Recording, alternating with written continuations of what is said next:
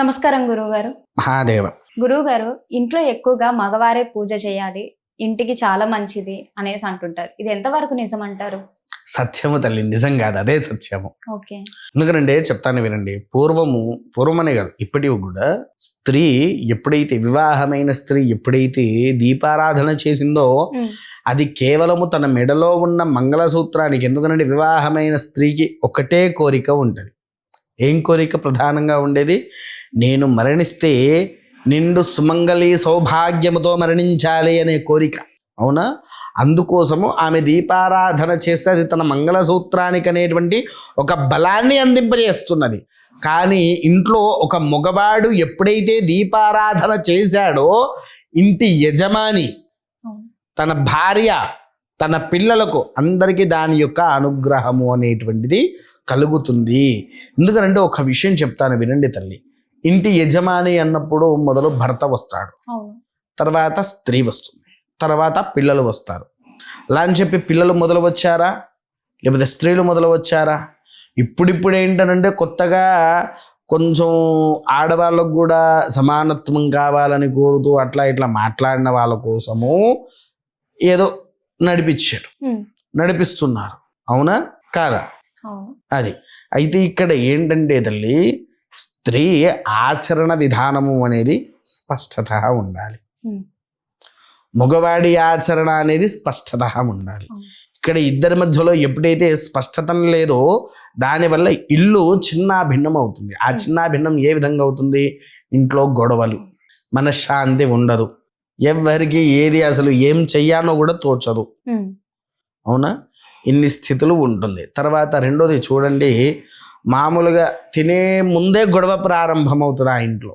కొంతమందికి ఇల్లు ఇట్లా కూర్చుందాము భోజనం దగ్గర, ఎందుకంటే ఆ మనిషి భోజనం దగ్గర దొరుకుతాడని కూర్చోబెట్టగానే వాడు పాపం ఏం చేస్తాడు, అక్కడ తిడుతూ ఉన్నా ఏమైనా గొడవలు జరుగుతూ ఉంటే భోజనాన్ని మధ్యలో ఆపేసి వెళ్ళిపోతాడు.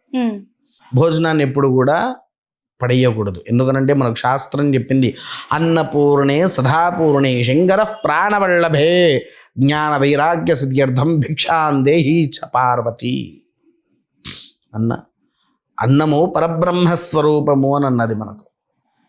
ఇంకో శ్లోకం కూడా ఉంది, గజతురగ సహస్రం గోకులం భూమి దానం కనకరజిత పాత్రం మేధినీ సాంగరాంతం ఉభయకుల పవిత్రం కోటి కన్యా ప్రధానం నభవత తత్తుల్యం అన్నదాన సమాన. ఏమనుంది ఇందులో? గజ తురగ సహస్రాలు. గజాలు అంటే ఏంటి తల్లి? ఏనుగులు. గజ తురగ సహస్రం. అవి గజాలను తూకాలు వేసి నువ్వు 1000 ఏనుగులు కూడా అమ్మినా గజ తురగ సహస్రం. గోకులం భూమి దానం. భూమి అంటే ఒక బ్రాహ్మణుడికి నువ్వు భూమి దానం చేసినా, ఇంకెవరికైనా భూమి దానం చేసిన. కనక రజిత పాత్రం. కనకము అంటే బంగారము. ఓకేనా?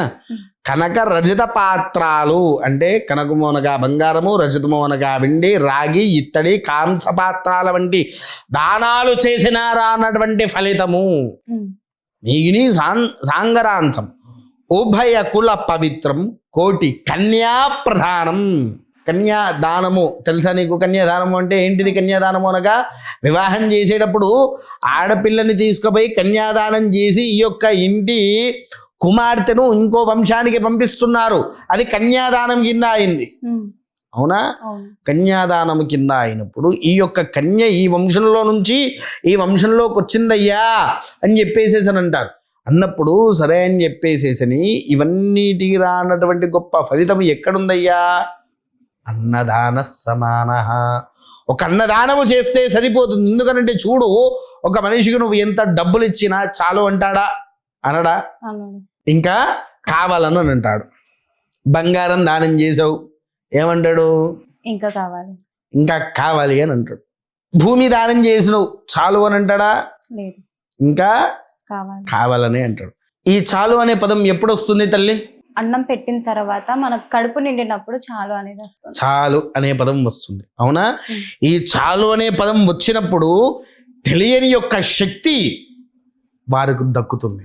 అందుకోసమే చూడండి, అయ్యప్ప దీక్షలో ఉన్నప్పుడు, హనుమ దీక్షలో ఉన్నప్పుడు కొన్ని కొన్ని విధి తత్వాల్లో ఉన్నప్పుడు, లేకపోతే ఇంట్లో ఉండేటప్పుడు అందరూ వచ్చి కూర్చొని భోజనం చేస్తున్నప్పుడు అతిథి దేవో భవ అన్నారు శాస్త్రం.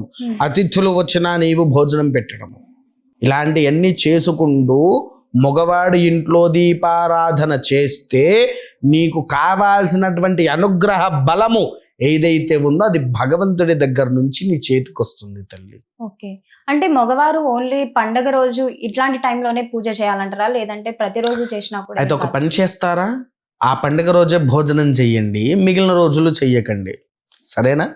లేదు. ఎందుకురా తల్లి? రోజు కడుపు నిండాలి కదా. కదా, నీకు రోజు కడుపు నిండాలి, కానీ నీ ఇంట్లో ఉండే దేవుడికి రోజు దీపం పెట్టడానికి, నీ ఇంట్లో ఉండేటువంటి భగవంతుడి యొక్క ముద్ద నైవేద్యం పెట్టడానికి నీకేమైంది తల్లి? అంటే మగవారు ఎవరైనా సరే, ఆ మగవారికి పండుగలప్పుడే భోజనం పెట్టండి, మిగిలిన రోజులు పెట్టకండి, అవునా? స్నానము చెయ్యకుండా, ఎలా లేకుండా, ఏది లేకుండా ఏ పురుషుడైనా ఏ స్త్రీ అయినా కష్టమే జీవించడం, అవునా? కానీ మన ఇంట్లో ఉండేటువంటి భగవంతుడు నీవు నాకు చేస్తున్నావా చెయ్యవా అని చెప్పి చూస్తాడు. అంతెందుకు తల్లి, నేను ఒక చిన్న విషయం మిమ్మల్ని క్లారిటీగా అడుగుతా, సమాధానం చెప్పు. నీవున్నావు, వివాహం అయింది, సంతానం అయ్యారు, నీవు పెద్దగా పెరిగావు, వారు పెద్దగా పెరిగారు. పెరిగిన తర్వాత వారిని సక్రమంగా చూసుకున్నారా? లేదు. ఎందుకు లేదు? అంటే వాళ్ళ బాగోకు చూసుకున్నాడు అనమాట. వాళ్ళ బాగోగులు చూసుకున్నారంటే అక్కడ దాని విధానం ఎటువంటిది? నీ పెంపక లోపం అంటావా, లేకపోతే వాడు పెరిగిన విధానం అంటావా? పెంపక లోపమే అంటారు. పెంపక లోపము అంటే నీ పెంపకం ఎలా ఉండాలి? మొదటి నుంచి నాన్న ఇంట్లో దేవుడికి దీపం వెలిగించు, నాన్న భగవద్గీత నేర్చుకో, చిన్నోడా లలితా సహస్రనామాలు చదువు, అరే బుజ్జోడా విష్ణు సహస్రనామాలు చదువుకో. ఇలా పురాణాలు ఇతిహాసాలు నువ్వెందుకు నేర్పించట్లేదు వాడికి? వాడికి అవి నేర్పిస్తే ఇప్పటికీ ఆ పిల్లోడు పెరిగిన తర్వాత ధర్మం అంటే ఏంటి, పద్ధతి అంటే ఏంటి, విలువ అంటే ఏంటి అని. మీరు నమ్మడండి, నా దగ్గరకు ఒక 6 సంవత్సరాల కిందట ఒక కుటుంబం వచ్చింది. వారి ఇంట్లో మామూలుగా ఏదన్నా పూజలు ఉన్నా నేనే చేపిస్తున్నాను, నేను చెప్పినట్టుగా ఆ పిల్లవాళ్ళ జాతకాలు ఎలా ఉన్నాయో అలా జరిగాయి. మీకు కావాలంటే ఇప్పుడు వాళ్ళ తండ్రికి ఫోన్ చేసి వినిపించమన్నా వినిపిస్తా. ఆ పిల్లవాడికి ఎప్పుడైతే ధర్మం అనేది నేను నేర్పించానో స్టిల్ ఇప్పటికి, ఇప్పుడు ఆ పిల్లవాడు 9th 10th ఇప్పుడు ఆ పిల్లవాడు ఇప్పటికి కూడా ఉదయాన్నే లేచి, తల్లిదండ్రుల కంటే ముందు 4:30కు లేచి 1 గంట సేపు పుస్తకం ముందు పెట్టుకొని అన్నీ చదువుకొని వెళ్ళి ముఖం కడిగి స్నానం చేసేసి దేవాలయంలోకి వెళ్తాడు. ఇంట్లో ఉండే దేవుడి దగ్గరికి వెళ్ళి దీపారాధన చేసి 1 గంట సేపు నేను పెట్టుకున్నట్టుగానే నామాలు పెట్టుకుంటాడు, ఒళ్ళంతా పెట్టుకుంటాడు. ఆ గంట సేపు వాడు ఏం చదువుతాడా తెలియదు, కానీ వాడు చేస్తున్నటువంటి ఆ పూజ ఆ ఇంటికి ఒక అనుగ్రహాన్ని ఇచ్చింది. ఇప్పటికీ ఆ పిల్లవాడు బొట్టు లేకుండా బయటికి వెళ్ళట్లేదు. ఏమన్నా అడిగితే నాకు నిశాంతయ్య గారు, అంతే, మా గురుగారు నిశాంతయ్య గారు అని చెప్తాడు. సంతోషం. అంటే పిల్లలకు మీరు ఇలా నేర్పించండి, నేర్పిస్తే మన ధర్మము మనం రక్షించుకుంటాము. పక్కోడు ఎవడో వచ్చి మన ధర్మాన్ని రక్షించడు. నీ ధర్మం ఎప్పుడు నిలుస్తుంది? నీవు పిల్లవాడికి ఇవన్నీ నేర్పించుకుంటా వస్తూ ఉంటే వాడు సక్రమంగా ఇంట్లో దీపారాధన చేసుకుంటూ అన్నీ చేయగలుగుతాడు. లేకపోతే ఏమైనా చేయగలుగుతాడా వాడు?